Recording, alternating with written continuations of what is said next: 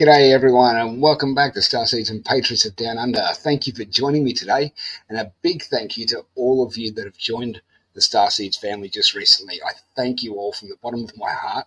I've been received so well just recently since being on Danny Henderson's channel, and I've got to say it all is to her, really. At the end of the day, she is such a blessed soul, and doing so much for this planet and helping individuals like myself be able to just grow and expand a little bit, by exposing and allowing us to have a safe space to speak, brings people like myself to all of you. And I'm glad that I've been well received and, um, looked upon with the fact that I'm, like most people in this, community, we're no longer viewed as being crazy. We're actually accepted and loved and appreciated for not only our journey and our experiences and our stories, but also our attributes and all the things that make us who we are. And that lady Danny, she brings out the very best in all of us. So without Danny Henderson, I must say, everyone,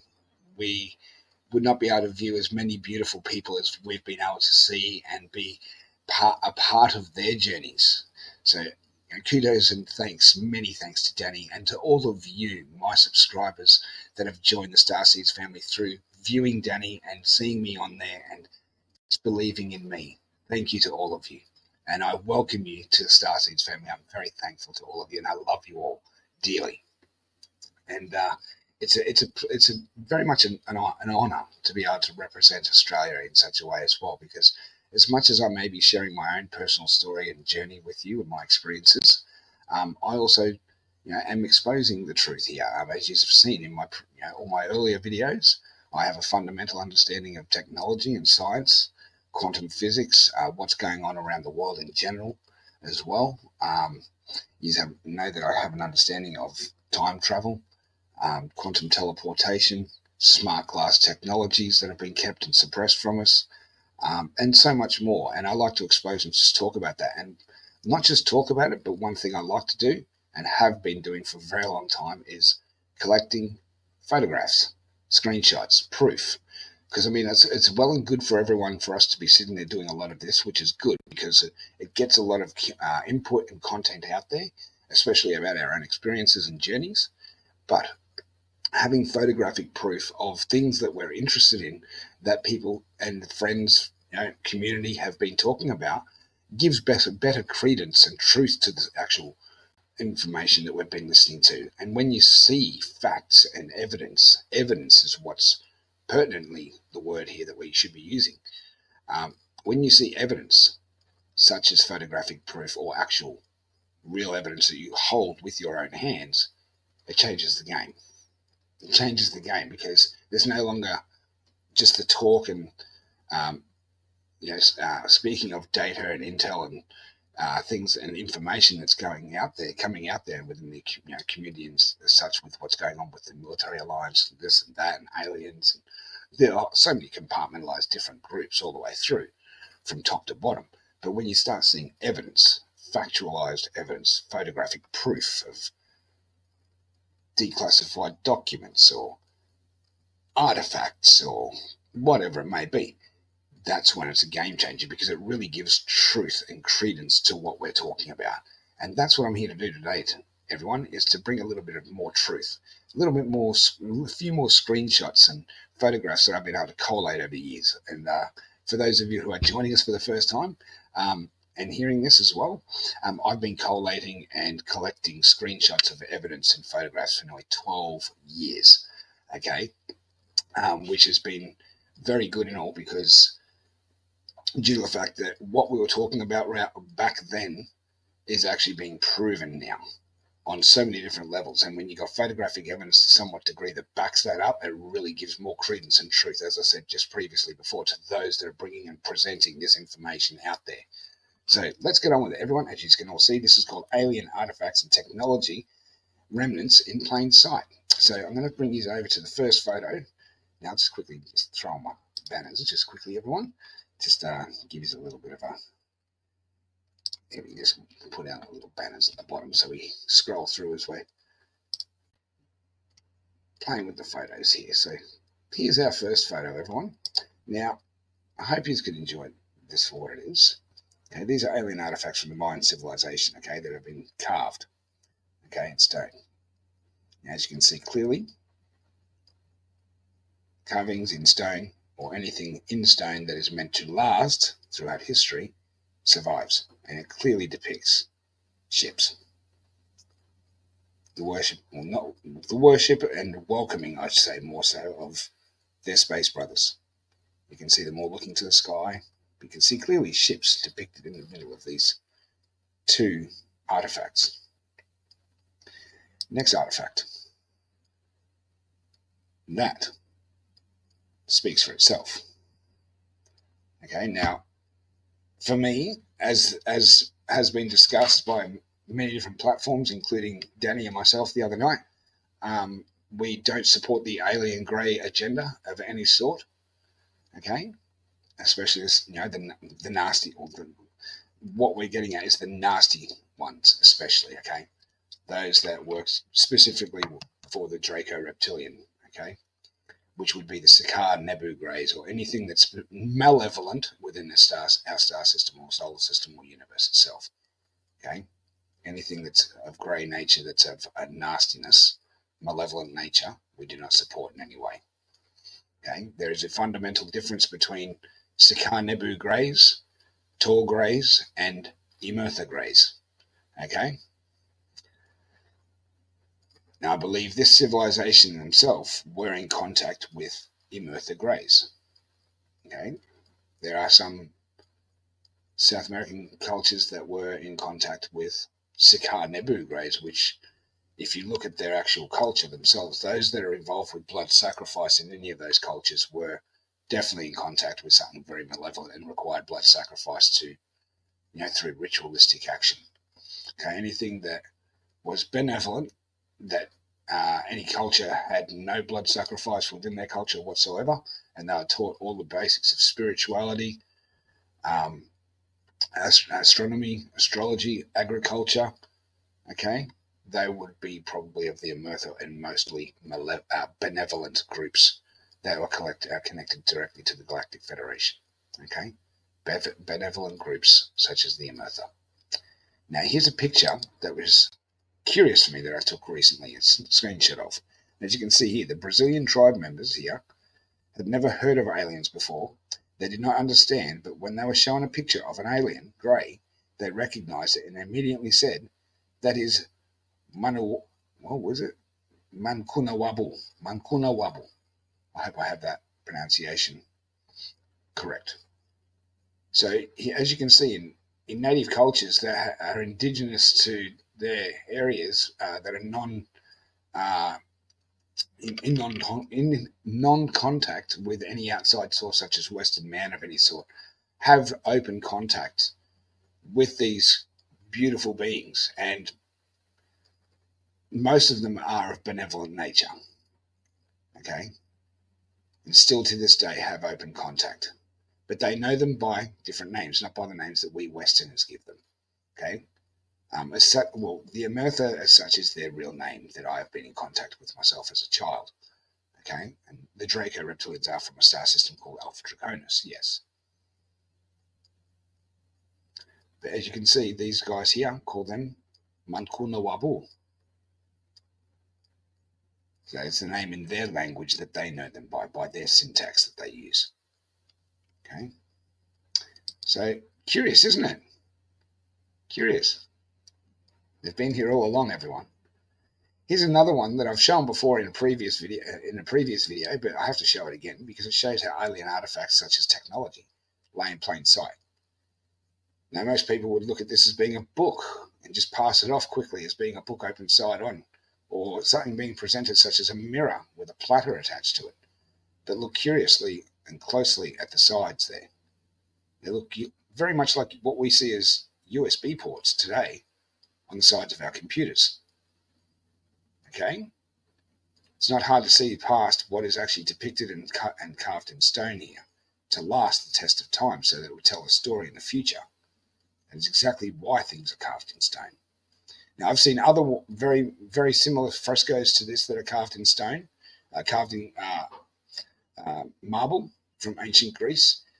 and very similar indeed in the way that they have very similar, what I would consider to be a laptop being opened and presented to whoever it is with the, let's say, chamber girl or young handmaiden of the woman that is there opening it up and checking out today's dailies.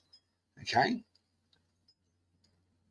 these things are carved in stone for a very good reason. The ones that I've seen that are very similar to this, that have the same depiction of the woman being presented, have the computers removed. The screen is removed itself and smashed. You can see where it's been chipped away, but what is clearly still visible are the USB ports on the same sorts of frescoes. So it gives it away. What has been taken away here? A screen. Yeah. Now in this picture here, we can see that ancient organic technology, such as organic Stargate technology, did exist in our ancient past as well. Okay, now as you can see in the first picture here, you can see in Kokino, Macedonia, okay, an ancient organic Stargate that's been broken and chipped away over time, cataclysm, etc., or those that are in power have probably disengaged it and stopped it from working by taking half of it away, essentially. Another one here, Stargate here, in the middle, made of stone, which all these particular organic ones would run in coalition or been probably made in areas where it's very strong in energy. Okay, vortex energy specifically. Okay, and this vortex energy would be specifically harnessed for organic technology such as this, using stone that can hold what they call piezoelectric effects, such as quartz. Okay, quartz or granite. I'm not sure if granite actually, if anyone can leave me a comment below if granite actually is a conductor of electricity of any sort. I do know that quartz crystal is a very good conductor of electricity and also is used as parts for holding memory in our computers. It's used in our watches. It's used in almost everything that we use today, quartz crystal. Okay, so that's what how organic technology works, is how these things are built on cross-intersecting ley lines or very strong energy centers, vortex energy centers, and they harness and utilize that through whatever material, such as stone, whatever stone that might be, whether it be alabaster, quartz crystal, and if so, quartz as well, if quartz is a conductor. Okay. I'm not sure. As I said, leave the conductor below. Comments below about that. Excuse me. Do apologise about that, everyone. Sorry. I'm still getting over my virus that I had a couple of weeks ago and still have a slight cough, so I do apologise. It seems to be going around. Even Dr. Salah had it recently as well after coming back from Egypt. So, yeah, it seems to be going around at the moment, unfortunately. I do apologise if that came through a little bit loud. This third photo, as you can see, is in Qatar, a building that is representatory symbolically of an ancient Stargate, like we see over here in these previous two pictures. And this next picture here is from ancient Tibet. Okay, it's Tibet, or another culture close to. Okay, but I do believe that this, as much as most people identify this as being the Nazi symbol, it is actually a symbol of peace. Hitler, unfortunately, coerced and used that and basically took it and put it on a quarter turn, okay, and basically put it on an angle, okay. It's crazy how symbols can be used in a way energetically against us and to confuse us, and how it also can be noted in the future how it can be used as a hate crime on the street now and be chargeable. Okay, it's now been made in Australia that you can't put that flag up or anything, which is fair enough because that flag is an absolute disgrace. But if you were to wear that symbol like that on your arm and have it tattooed and have it with the 3 dots with the hand underneath, chances are you would still be charged in Australia for having a hate crime symbol tattooed onto you. Yeah, it's ridiculous here in Australia, I know. I won't get into Australian politics right now if but they suck. Here you can see more ancient technology in plain sight again. As you can see here on the left, we have a stasis chamber from some sci-fi movie or maybe video game. I'm not sure which one it is. I did get this as the same picture off the net, but it is symbolically and very representatory of what you would call a stasis chamber. And the one on the right here is from, I believe, Vietnam, or possibly, what was the other place? Where they filmed, I'm pretty sure it was Vietnam, where they filmed a lot of Tomb Raider. Or maybe India. This might be actually India, sorry. I do apologise. Yes, now I'm looking at the actual picture properly. I can see that the actual individual in the chamber is Indian. It's carved in India, so I dare say this is in India. My apologies, everyone. Got my civilizations wrong for a sec there. Okay, but it is representatory of a stasis chamber, isn't it? You can see that there is technology on the wall there behind him. Okay, carved into it. I have other examples of this as well that I'll show in other videos later. This is just part 1 of Alien Artifacts and Technology Remnants in Plain Sight. I'll be doing a part 2 as well, maybe even a part 3. Here's another one. Okay, Aztec Mexico, Maori New Zealand. I'll just get rid of this banner down below. Olmec Mexico and Ancient Egypt, all depicting the same thing. Technology being used in ancient times in plain sight. This here is representatory of a Jed tower carved in stone from ancient Egypt.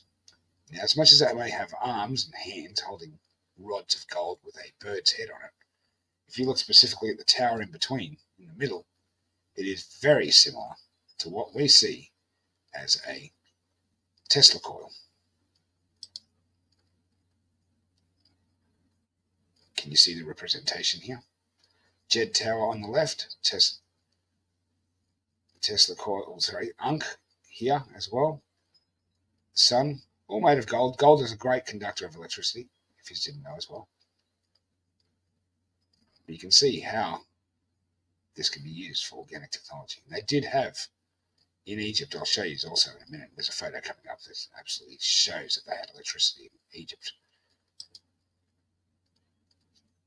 So you can see how the Ankh here on the right is very similar to what Nikola Tesla electric oscillator created. Nikola Tesla created the electric oscillator on the left. Very similar and representatory of the Ankh, isn't it? And it shows there's an arc of electricity. Okay, this is what a miniature Tesla tower, miniature Wardenclyffe Tesla coil tower would look like. Okay. Excuse me. This is from inside Indian temples. Okay, on the upper left and lower right. And on the lower left and upper right are engines from jets. What do we see representatory in the Indian stone carvings? In the ceilings, particularly in the center of these temples.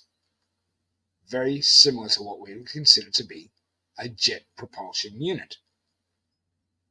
And this is a temple that is carved to be in the shape of a Vimana, mind you. And Vimana, for everyone who does not know, is what they call an ancient flying machine from ancient India, from the Mahabharata and the Indian Vedics. Okay, a war that happened over India 45,000 years ago, during the times of Dwarka, during the times of Krishna and Vishnu and Shiva. And for those of you who don't know this as well, there's a mountain in Nepal, I think it is, or Tibet, Nepal, just outside of India. Okay, and it's called Mount Kailash. It's supposed to be the home of Shiva. And when you look at this mountain in particular, it looks like a Vimana that has been covered with mud by mud floods, such as moving up against it, and has hardened, fossilized over many hundreds of years. because we know that mud fossilization takes less time than thousands of years now. Okay, it's come to be known through our scientific community. And this particular mountain, I believe, is an actual ship that's been covered by mud and hardened as mud fossilization. So Mount Kailash, go and have a look at it. And apparently there's some time variables in the area where time seems to slow down and your fingernails seem to grow faster than usual. Eerie events in the area where orbs and strange lights have been seen in the sky as well. Okay, but this is what I mean. These being, some of them have remained here, just dwelling in mountains. Another good example of that is Washington State at Mount Adams, which is where ECETI is located. ECETI's Mount Adams has many Native American stories connected to it of those who dwell in the mountain, where they used to take their sick and their injured and those that were hurt in battle or shot or hurt by an animal or whatever whilst hunting. They'd take them up to this massive door up to the top of Mount Adams, and they'd leave them there, and within hours sometimes a day, maybe 2 days, those that I just mentioned that were suffering their ailments would come back to their local tribe, group, mob, okay, and they would absolutely be healed of whatever they were suffering from in every way, shape, or form.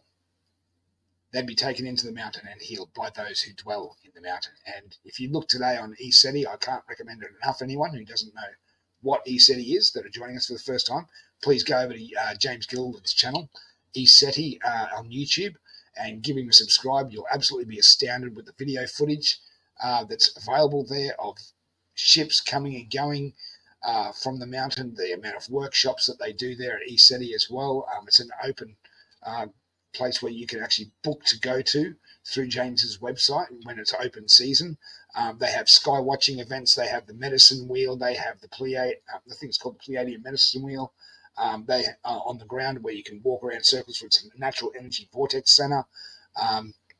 They have so many different things going on there. They have sound healing. They have things for kids. It's a kid-safe environment. I can't recommend it enough. But Mount Adams, where ECETI is located not the base of, I think it's a few miles away from the base of Mount Adams, but they have clear view of the mountain itself from where they are, and a massive big field where they gather at night time to watch the sky, and they see clearly ships coming and going, flying over the top, doing power-ups, all sorts of things. It's a massively beautiful place. Can't recommend it enough, everyone.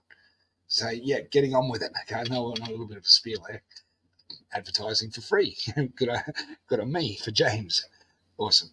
Just, that's just the love we share. We share this sort of love for each other and what we do and the passions that we have for sharing the truth, especially. That's what this is all about. So moving on, everyone, this is the next one. I would like to show you another piece of organic technology in plain sight. See how here on the left, temples and places in ancient Egypt, as much as they were massive in scale, they were set out in a way that very much is representatory of what we see as a computer board. Now, computer boards are what I consider to be old tech, ancient tech in the way of old Draco tech, okay? Trying to get us to build tech for them, as such, trying to help them escape when in fact they couldn't stop what is coming. But it is representatory symbolically in every way. Here, motherboard CPUs to the one that is on the left, using organic technology, energy centers and harmonics that are being used in these places, vibration, frequency, etc. Okay? To create electricity and other things, healing centers as well.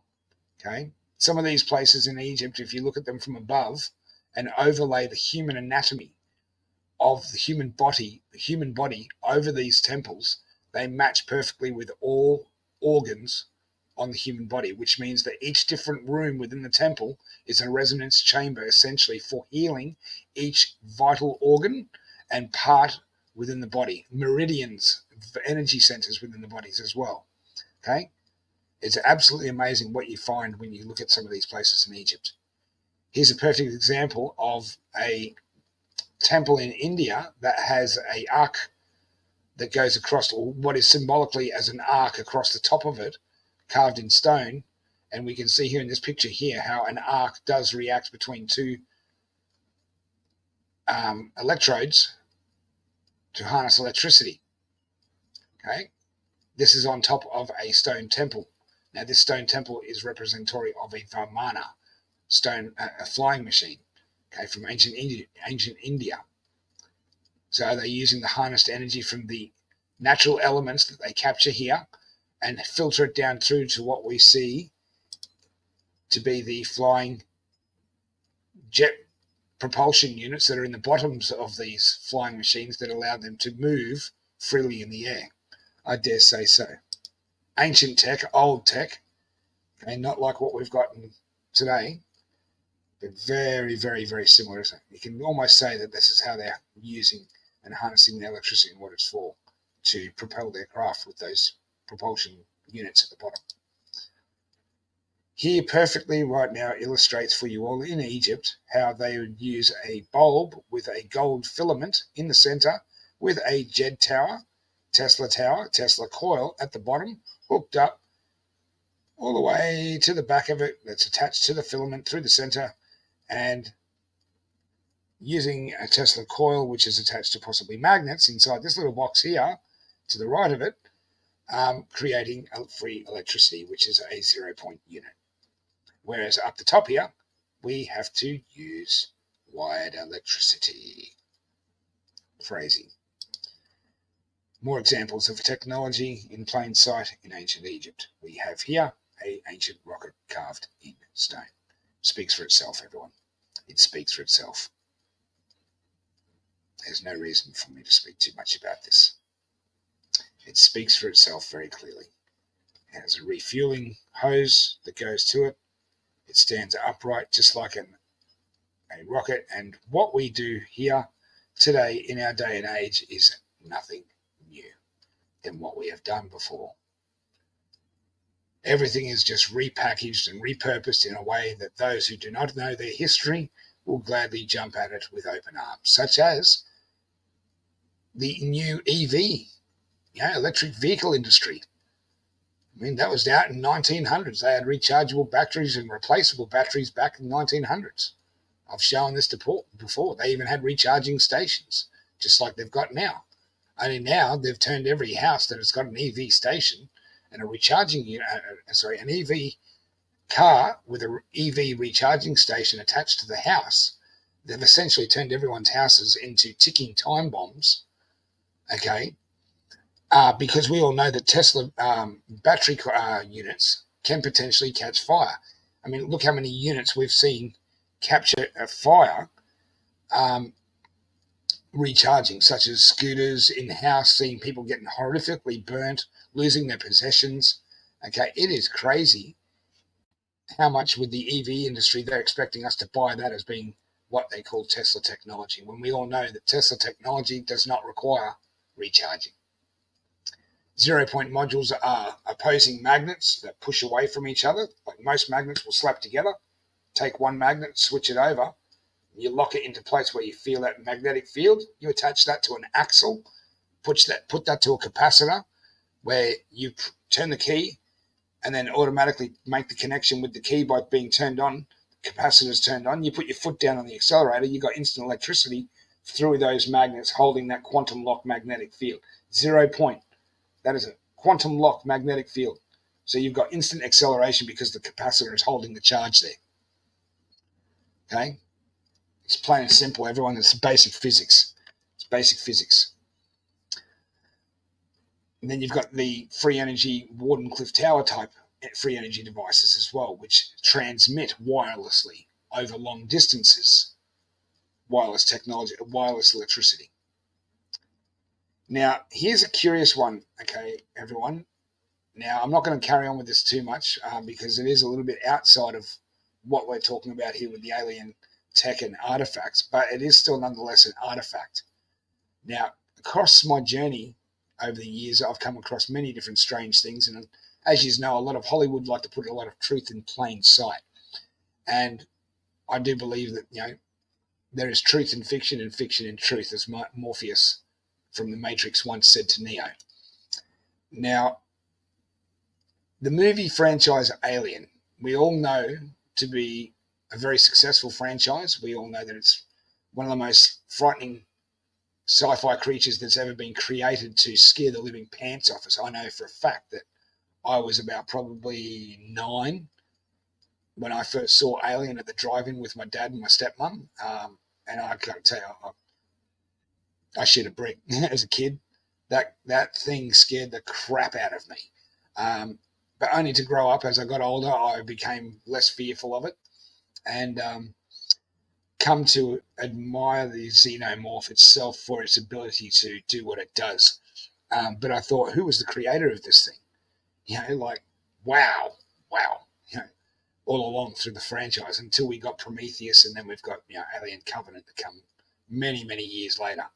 But in saying that, the creature itself, we know that it was designed by H.R. Geiger, okay? And I believe that H.R. Geiger must have been inspired by something that he has seen. I don't believe that you can just draw that sort of creature or that sort of artwork just straight from your brain unless you're being influenced by a very dark entity that's you're tapping into through your deep thoughts and drawing from that energy, or you have actually witnessed something for yourself and been given a sample of to draw and then possibly put into a very popular movie franchise later on.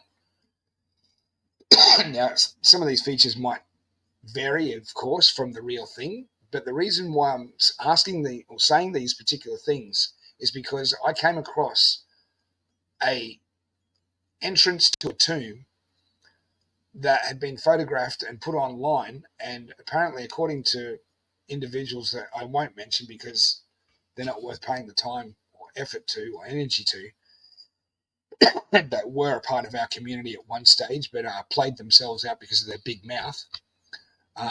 That particular person, REW, that particular person told me that this particular site is real and apparently it's in Australia. And this is what I'm going to show you, everyone. Have a look at this. What does that show you? This is over the doorway of a particular tomb that's apparently in Australia here, in South Australia or Western Australia, in the middle of the desert somewhere. That's very much like how you would have the temples of Petra in the mountains of Jordan. Yeah, very similar to how you see those set up. And you've got this golden triangle at the top where you see two, as you can see, xenomorphs clearly carved in stone that have their tails coiled in the center where they're hunched over.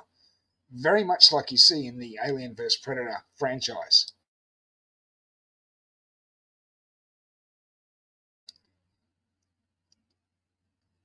Is that on? Yes. Sorry. I was just looking to see if my mic was back on. I had to mute it for a sec for a cough. Sorry about that, because it was a very heavy cough. But it's curious as to why, like, they put this in a movie, this particular creature here, in a movie that came out in 1978 or 79 or something like that. Okay? It's crazy how this particular image is representatory of these carved in stone, don't you think? So curious to say, where did H.R. Geiger get his inspiration from? Are these something that actually are real? Did Hollywood put this creature on screen to scare the living shit out of us? That is based on something that is real? Possibly. I'm not saying yes.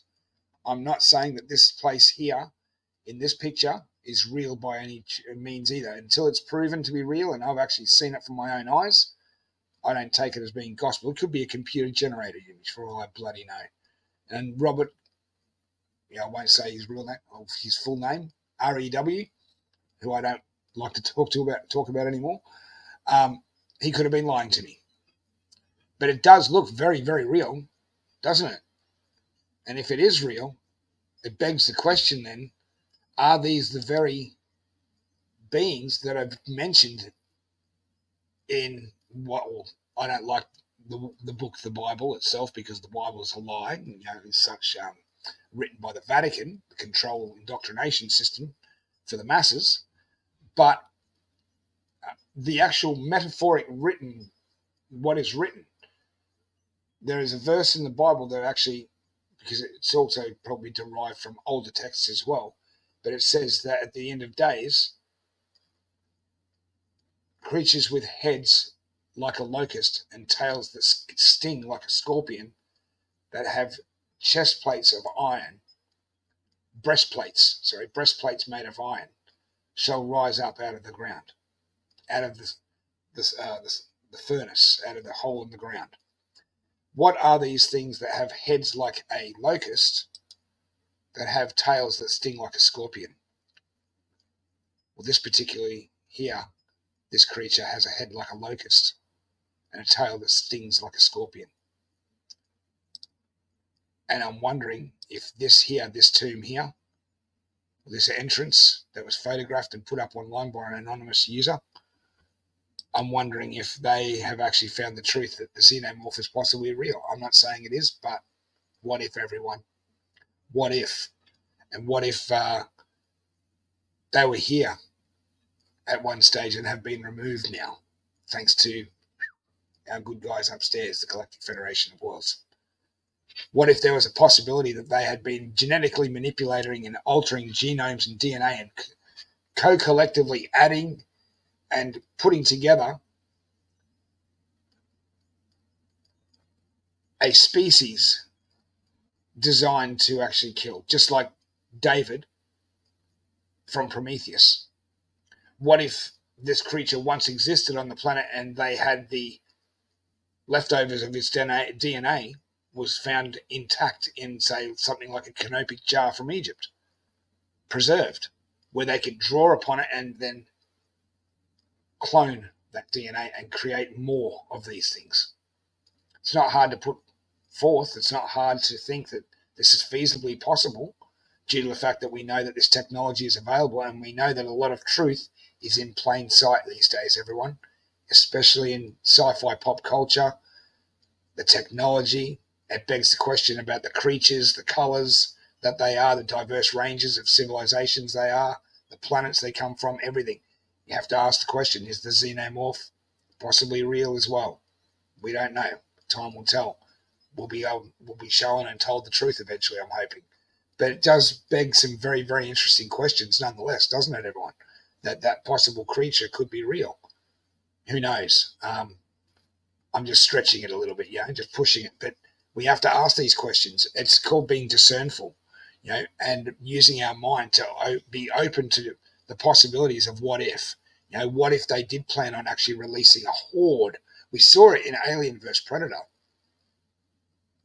I mean, the Yachua are based, which is the Predator itself, the Yachua species are based off the reptilians, a reptilian species that hunt humans. Speaks for itself, doesn't it? Not that the Yachua is representatory in facial features of a reptilian. Very similar in skin, very similar in body type too. Feet, hands, face is a little bit different. They don't have mandibles, okay? They have a jaw. Just like the ones out of V. Very similar from the ones in the movie TV series V from the 1980s. But yeah, I won't waffle on everyone. I just want to bring these sorts of things to your attention, show you that this sort of alien artifacts and technology are in plain sight all around us, and that we should really rethink about how we look at these things and be open to the possibilities that this is actual ancient technology in plain sight, showing us in the future now, because we have technology now that we can refer directly to this. We're proving that this sort of technology exists, especially Tesla technology. Look at this. This is free energy, okay, created from coils and magnets. This is all around us at all times, everyone. You can't escape the fact that we have ancient tech in plain sight in ancient cultures and civilizations everywhere around the world. We can't forget the Mankuna Wabu. Can't forget them. Isn't it amazing how we can look at these and just see that this is all around us, everyone? And there's so much more to come. I've got so many other photos to share with you. And as I said, this is just part one. So yeah, I'll leave it there, everyone. I just want to share with you today just some photos that I've got and pose a possible question. I want everyone to think about it. Leave the comments below in regards to the xenomorph and what I postulated in regards to the tomb possibly being real. If anyone can find out whether or not that tomb is real, that'd be greatly appreciated. I'd really love to know if it is, because if it is, and if it is in Australia, I want to know about it. Because if that creature was real at one stage and they were planning to release it, well, we know what that meant for us, not means for us, means present tense, meant past tense, okay, which means the deep state and the Illuminati, the Cabal, etc., we're planning on releasing exactly what was described in the Bible, okay? The beasts with heads like locusts that have tails that sting like a scorpion, they were planning on releasing that at one stage, thinking they could go out on white knuckle, thinking they could take us all down with them. How foolish of them. Just want to say thank you, everyone, again for joining me today, and to all of our new subscribers. Thank you for joining the Starseeds family, and I really have enjoyed the immense welcome and receiving of myself in the community to all of you. I am thankful for all of you and reaching out, subscribing and liking my videos and leaving the comments and the love that I've received from you all so far. It's immensely beautiful, and it really is encouraging as well for me to go and do more videos. And I would just like to take my hat off and say thank you to you all. I love you, and thank you for joining me today on Starseeds and Patriots of Down Under. I'll see you all next time. Take care.